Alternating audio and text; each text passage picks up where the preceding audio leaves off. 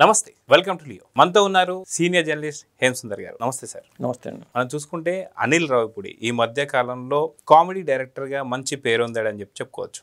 అలా అని చెప్పి ఓన్లీ కామెడీ సినిమాలకే పరిమితం కాకుండా సూపర్ స్టార్ మహేష్ బాబు, అదేవిధంగా నటసింహం బాలకృష్ణ గారు, మళ్ళీ ఇప్పుడు చూసుకుంటే మెగాస్టార్ చిరంజీవి గారు, ఇలాంటి పెద్ద పెద్ద స్టార్స్తో కూడా కామెడీ సినిమాలు కావచ్చు, లేదా తన సినిమాల్లోనే ఉన్న లైన్లోనే కామెడీ పెట్టడానికి కావచ్చు, ఒక మార్క్ అంటూ క్రియేట్ చేసుకున్నాడు అనిల్ రావిపూడి. కానీ ఎక్కడో చూస్తుంటే ఈవీవి సత్యనారాయణ గారిని కాపీ కొడుతున్నారా అని అనిపిస్తుంది. ఎందుకంటే నెక్స్ట్ రాబోతున్నటువంటి సంక్రాంతి సినిమాకి సంబంధించి ఒక చిన్న ఫీలర్ ఏదైతే వదిలాడో ఆ టీంకి సంబంధించి, ఆ గ్యాంగ్కి సంబంధించి, ఆ గ్యాంగ్ లీడర్ నేనే అంటూ, సో దాన్ని చూస్తే నిజంగా ఈవీవి సత్యనారాయణ గారు గుర్తొచ్చారా లేదంటే ఏం చెప్తారు? అలాగే ఉంది. ఎందుకంటే ఈవీ సత్యనారాయణ గారికి టైటిల్స్లో తన ప్రత్యేకత చూపించేవాడు.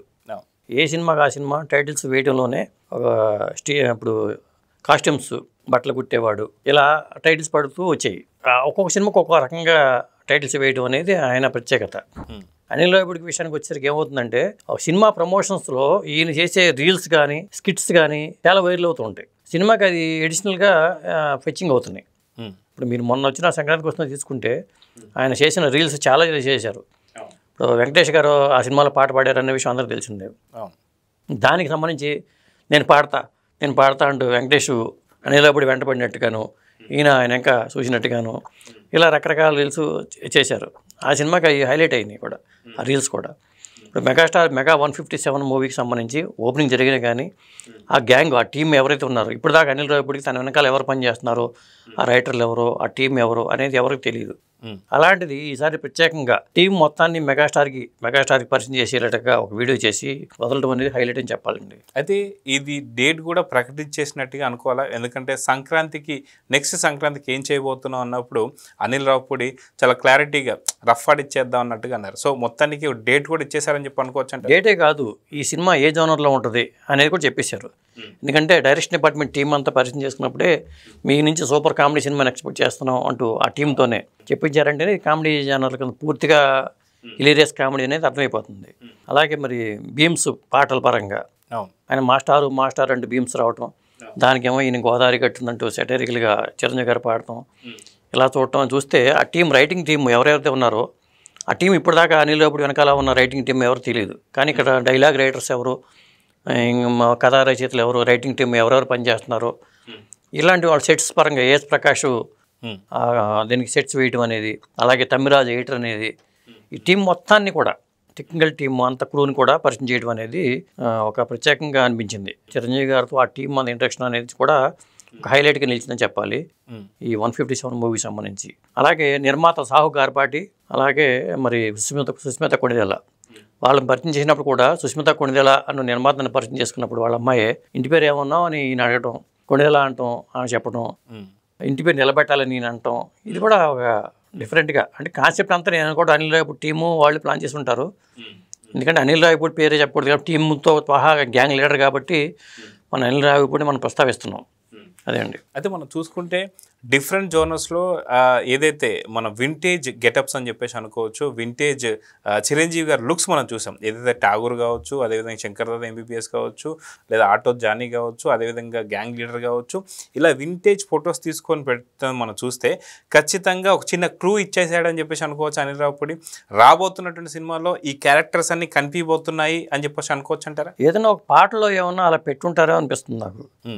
ఎందుకంటే గ్యాంగ్ లీడర్గా అనిల్ రావిపూడిని పెట్టుకుంటూ అంతొద్దు ఇది చాలు అని చిరంజీవి గారి డైలాగ్ కానీ ఇవన్నీ చూస్తుంటే, ఆయన మేనరిజమ్స్ ఆ డైలాగ్ సినిమాల్లో మనం చాలా సినిమాలు చూసాం. ఒక్కొక్క సినిమాలో ఒక్కొక్క స్టైల్స్ అవన్నీ కూడా.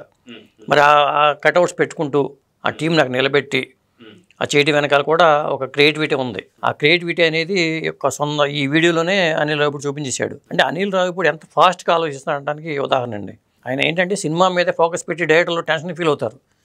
సినిమా ఎలా వస్తుందో, పెద్ద మెగాస్టార్తో సినిమా చేస్తున్నాము, సినిమా ఎలా వస్తుందో అంత టెన్షన్తో ఉంటారు. ఆ టెన్షన్ ఏమాత్రము అసలు అనిల్ రావిపూడిలో ఎప్పుడు కనిపించాలి నాకు. ఎవరితో చేసినా సరే, అటు బాలకృష్ణ గారితో చేసినా, వెంకటేష్ గారితో చేసినా, ఇప్పుడు చిరంజీవి గారితో చేస్తున్నా సరే, ఆ ఫేస్ లో మనకి ఎక్కడ టెన్షన్ కనపడదు. సరదాగా ఆడుతూ పాడుతూ అన్స్టాపుల్లో కూడా చూసాం మనం. బాలయ్య బాబుతో ఆ షో చేస్తున్నప్పుడు కూడా ఆయన స్పాంటేనియస్గా సెటైర్స్ వేయటం కానీ ఇలా చూస్తున్నప్పుడు అసలు ఆయన ఆడుతో పాటు సినిమా చేసేస్తున్నాడు. అది నేర్చుకోవాలి ఇతర డైరెక్టర్లు కూడా ఈ విషయంలో.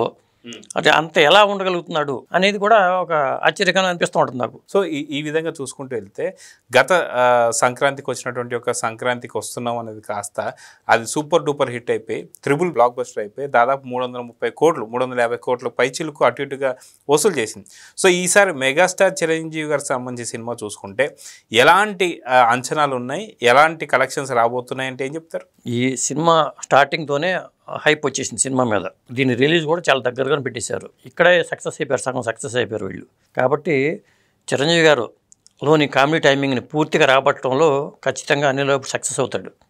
ఈ సినిమా క్యారెక్టర్ కూడా ఆ తరహా క్యారెక్టరే. ఒక క్యారెక్టర్ ఉంటుందా, 2 క్యారెక్టర్లు ఉంటాయా తెలీదు.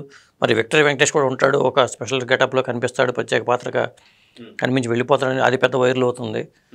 ఏదైనా కానీ అనిల్ రావిపూడి ప్రాజెక్టులో క్రేజీ ప్రాజెక్ట్గా మనం ఈ 157 చూడాలి. అయితే మనం చూసుకుంటే శంకర్ దాదా ఎంబీబీఎస్ ఏదైతే సినిమా ఉందో ఆ సినిమా తర్వాత మరీ అంత కామెడీ ఉన్నటువంటి సినిమాలు చిరంజీవి గారు రాలేదు. అటు మనం చూసాం ఆచార్య కావచ్చు, బోలాశంకర్ కావచ్చు, ఇలాంటి సినిమాలు వచ్చాయి కానీ పూర్తి స్థాయి కామెడీ ఏదైతే ఉందో అది మనం చూడలే. గతంలో చూసుకుంటే ఏదైతే చంటబ్బాయి కావచ్చు లేదా అంతకుముందు ఉన్న గ్యాంగ్ లీడర్ సినిమా కావచ్చు, ఖచ్చితంగా ఉన్నటువంటి ఒక సినిమాలోనే మంచి కామెడీ టైమింగ్ ఉన్నటువంటి ఒక ఆర్టిస్ట్ అంటే ఖచ్చితంగా చిరంజీవి గారు అని చెప్పుకోవచ్చు. సో ఇప్పుడు ఆ కామెడీ టైమింగ్ని వింటేజ్ చిరంజీవి కామెడీ టైమింగ్ని బయటికి తీయబోతున్నాడా అనిల్ రావిపూడి అంటే ఏమంటారు? ఖచ్చితంగా ఇంతవరకు అలా ఆ తరహాలో అటు సినిమా రావటం కానీ పూర్తి స్థాయిలో చేయడం లేదు. గ్యాంగ్ లీడర్లో మీరు చేసినప్పుడు కూడా ఒక చిన్న పాత్ర ద్వారా చూపించారు. శంకర్ దాదా ఎంబీబీఎస్లో కూడా ఆ టైమింగ్ వేరు. ఇక్కడ పూర్తి సంటి అబ్బాయి చేసింది అది సపరేట్గా మల్లాది గారి నవలది, ఆ నవలను బేస్ చేసుకుని సినిమా చేశారు. ఆ సంటి అబ్బాయి వేరు. ఇది చూస్తే మరి అనిల్ రావిపూడి తరహా పాత్రని చూసుకోవాలి మనం. ఎందుకంటే అనిల్ రావిపూడి మరి ఏ హీరోతో ఎలా కామెడీ చేయించాలి ఏంటి అనేది ఆయనకి క్లారిటీ ఉంది పూర్తి స్థాయిగా. ఇలా చేస్తేనే చిరంజీవిని యాక్సెప్ట్ చేస్తారనేది కూడా ఆయనకి క్లారిటీ ఉంది. కాబట్టి అంత ఫాస్ట్గా సంక్రాంతికి ఒక హీరో ఒక డైరెక్టర్ ఒక సినిమా తర్వాత ఇంకో సినిమా చేపట్టాలంటే ఎక్కువ టైం తీసుకుంటారు. అలాంటిది ఈయన టైం తీసుకోవాలా. మన సంక్రాంతికి వస్తున్న రిలీజ్ అయిపోయింది, అది పెద్ద హిట్ అయిపోయింది, మళ్ళీ వెంటనే నెక్స్ట్ ప్రాజెక్ట్కి వెళ్ళిపోయాడు ఆయన. మరి ఇంత ఫాస్ట్గా స్క్రిప్ట్ని రెడీ చేసుకోవడం కూడా గొప్ప విషయంగా చెప్పాల్సి వస్తుంది. అయితే మనం చూసుకుంటే గతంలో కూడా సూపర్ స్టార్ మహేష్ బాబు గారితో సర్లేరు నీకెవరు. సో మంచి కామెడీ టైమింగ్ ఉంది, మంచి సీరియస్నెస్ ఉంది, ఆ విధంగా చూసాం. అదేవిధంగా చూసుకుంటే బాలకృష్ణ గారితో భగవంత్ కేసరి అది కూడా సూపర్ డూపర్ హిట్ అయింది, మంచి కామెడీ టైమింగ్ ఉంది, మంచి యాక్షన్ ఉందని చెప్పుకోవచ్చు. సో ఇదే విధంగా చూసుకుంటే చిరంజీవి గారితో కూడా మంచి వింటేజ్ కామెడీ రాబోతుంది. సో సంక్రాంతికి వస్తున్నాం బరిలో నించుంటుంది కాబట్టి కలెక్షన్స్ ఎంత కొల్లగొట్టే అవకాశం. ఎందుకంటే అస్సలు అంచనాలే లేనటువంటి ఒక విక్టరీ వెంకటేష్ గారి ఏదైతే మన సంక్రాంతికి వస్తున్నామో దాదాపు 350 కోట్లు వసూలు చేసినప్పుడు చిరంజీవి గారి యొక్క సినిమా ఎంతవరకు వసూలు చేసే అవకాశం ఉందంటే ఏం చెప్తారు? అంటే వసూలు విషయాన్ని పక్కన పెడితే నిర్మాతకి ఫ్రెండ్లీ డైరెక్టర్గా చెప్పాల్సి వస్తుంది అనిల్ రావిపూడిని. ఎందుకంటే బడ్జెట్ పరంగా రిస్క్ ఉండదు, తక్కువ రోజుల్లో షూటింగ్ పూర్తి చేయటం ఇవి చాలు. ఏ నిర్మాతకైనా ఇంతకు మించి ఏం కోరుకోడు. మీరు అక్కడ విదేశాలకు వెళ్ళిపోవాలి, అక్కడ పాటలు చేయాలి, ఇక్కడ విఎఫ్ఎక్స్ పెట్టాలి, ఇలా చేయాలి అని చెప్పేసి ఎక్కువ టైం తీసుకోవటం, విఎఫ్ఎక్స్ కోసం సినిమా లేట్ చేయటం అలా చేయకుండా సబ్జెక్ట్ మీద వెళుతూ సినిమాకి ఏం కావాలో అవే చూపించుకుంటూ జనాలకి ఏం కావాలో అవే తీస్తూ చేయటం గొప్ప విషయం. ఈ విషయాల్లో అతను ఖచ్చితంగా డైరెక్టర్గా సక్సెస్ అయ్యాడు అతను. సో చూద్దాం సార్, మొత్తానికి వచ్చే సంక్రాంతికి మొత్తానికి సంక్రాంతి అల్లుళ్ళా వస్తాడా లేదా ఇంకా ఏ టైటిల్తో రాబోతున్నాడు? సో చూద్దాం మరి. నమస్తే. నమస్తే.